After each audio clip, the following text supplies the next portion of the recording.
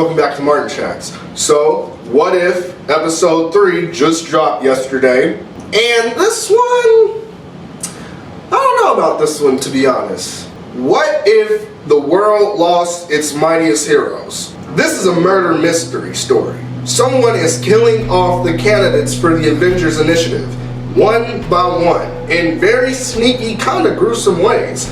And I gotta give Marvel props on that. I wouldn't expect that. I would expect the Avengers to die in a battle, you know, like against Ultron or against Loki. We see them get killed, you know, by somebody they're fighting.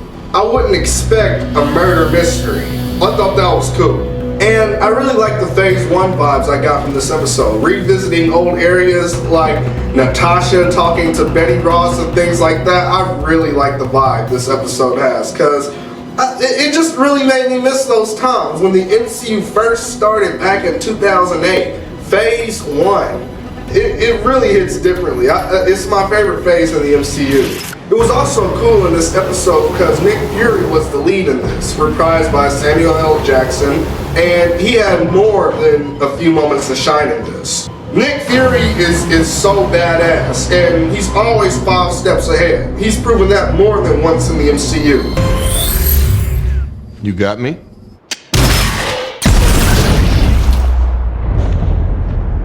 I gotcha. With a character like that, it's cool to see not just one, but many curveballs thrown at him and have him on his back foot trying to find a way to stay above water. I like how they did that. It's like, let's take a character who's normally smarter than everybody, you know, 5 steps ahead, and let's rattle him a bit. I thought that was cool.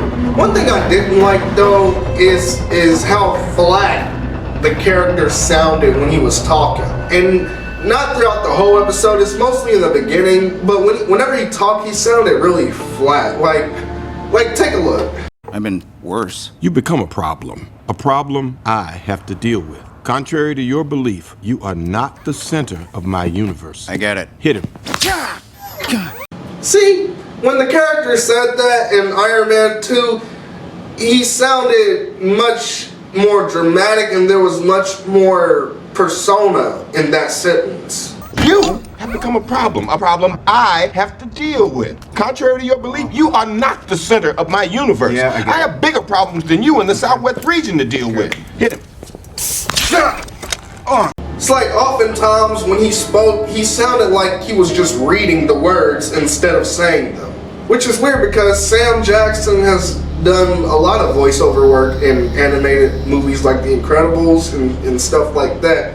And he never sounds like he's just reading. So that was weird in this. I was like, why does he sound like he's so flat? Another thing was Loki is in this. That also didn't make sense to me because of the timing. This episode takes place in 2011. In 2011, that's when Thor came to Earth, he lost his hammer, went on that whole worthiness journey and stuff like that. And during this time, this is the time when Loki was really jealous and envious of his brother. He even lied to him about Odin dying and stuff. So it doesn't make sense to me that Thor's death in this episode would prompt Loki to come and avenge his brother. Especially since in the first film, he wanted him dead anyways. He's the one who sent the destroyer to kill his brother. At first I thought, okay, well maybe in this universe Loki is a good guy. But by the end we find out that's not the truth. He's the regular Loki we all know and love. So I didn't understand that. What would make more sense is if the world lost its mightiest heroes, then Thanos and his forces would invade and conquer. Then Fury would have to call in Captain Marvel in a last desperate attempt to save what's left of the world. That makes more sense to me, and that would be really interesting to see.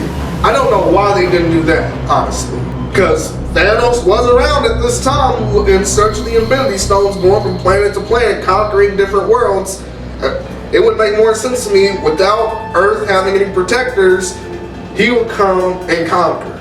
I think that would be cool. But they didn't do that. They had Loki take over. And having Loki take over kind of breaks what Tony Stark said at the end of the first Avengers film. I have an army. We have a Hulk.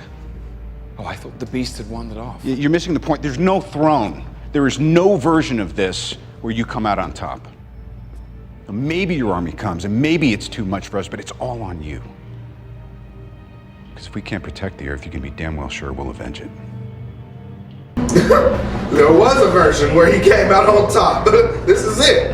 And, you know, maybe it is temporary or not, but he still came out on top.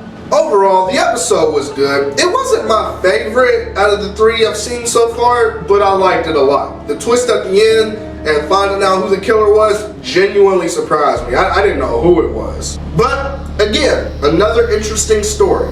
What if the world lost its mightiest heroes before they even had a chance to come together? That's crazy. And I really liked the ending. I really did. I believe that in this universe, as in every other, hope never dies. As long as someone keeps their good eye on the bigger picture. Welcome back, Captain. So, where's the fight?